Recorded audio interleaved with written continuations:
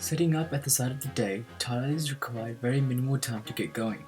Tilers we observed were quick and methodical in their way of approach, which made everything appear to be seamless.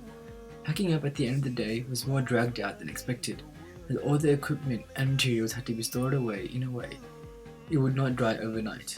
However, they would try their best to finish off any adhesive or grout that was mixed on the day.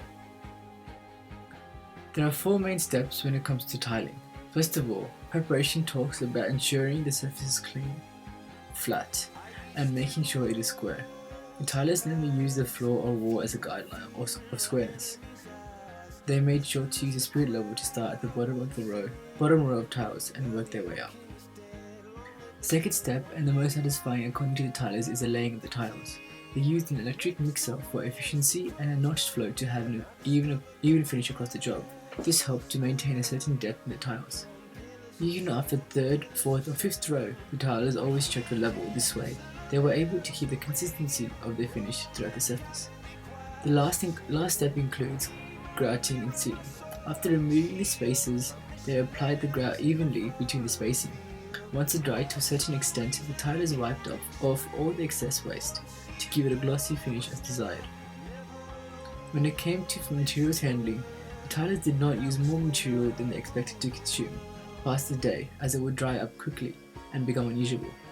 When finished with the grout, for example, they would ensure it was placed out of direct sunlight to minimize the waste. Tiles could completely change the look and feel of a wall or a whole room. From waterproofing an entire bathroom to creating kitchen splashbacks, there are a whole host of options. And all it takes is some careful planning and thorough preparation. When it comes to tiling, labourers need to first of all ensure all primer coats are evenly done across the surface to prevent any unusual bumps while tiling. Tiling begins with the bottommost row and checking the corners are at 90 degrees all around the area. Some tilers also use the 3-4-5 method to check for squareness. The first row of tiles usually took the most time as it required careful setup to allow the rest of the rows of tiles to be level. At this point of stage, there is not much holding back the tilers and are able to go at a much faster pace, as there are little to no errors that can be made. Although around corners tiles would need to be cut or around fillings, using this technique of check twice, cut once, it is possible to save even more time and money. This is then followed by grouting the tiles, which is another quick and errorless step of tiling.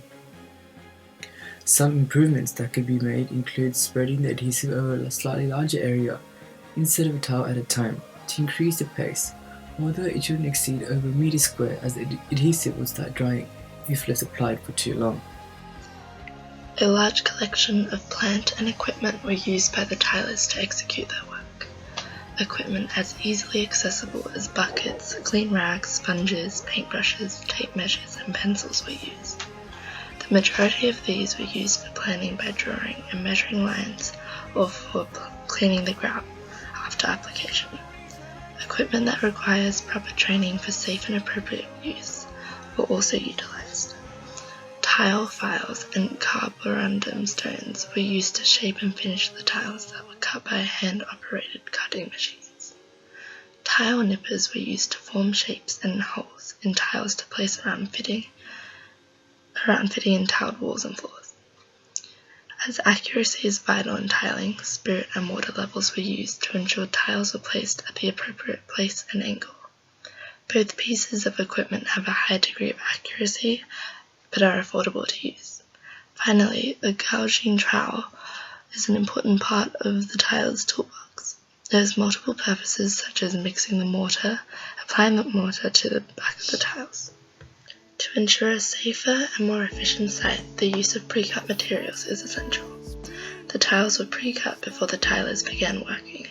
This ensured that preparation of the work package was smoother and the site was less chaotic. Work was able to start earlier and without any delay. The beginning of each working day was busy for the concreters as they needed to mix their concrete by using the portable cement mixer. Rebar needed to be cut, frames needed to be placed, and compactable gravel was wheelbarrowed to each balcony. The set-out of concreting the balconies is tedious, but it is necessary to execute the task correctly for the concrete to be poured properly. Finish up of the overall work package entails the workers thoroughly cleaning their tools after each use so as to avoid setting concrete onto them.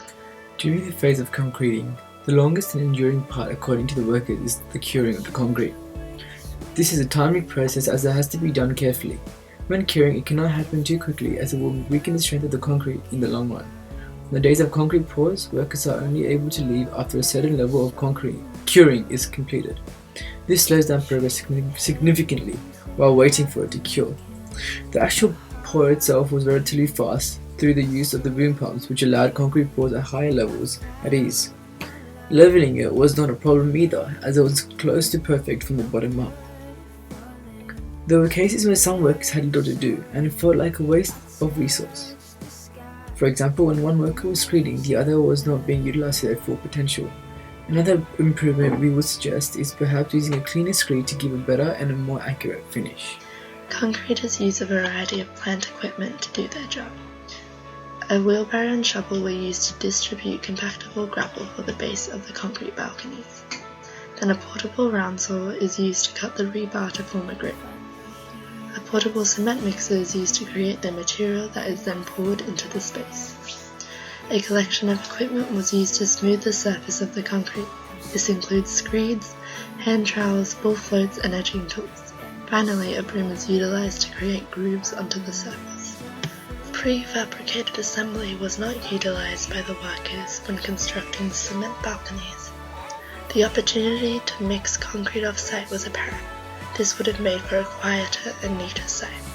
Work would have been more efficient, as preparation and finish up of the whole work package would not be as demanding. These are just few of the many aspects that we were able to discuss from my observations. In general, the workers did a great job all in all, as there were no errors that we were able to pick up on.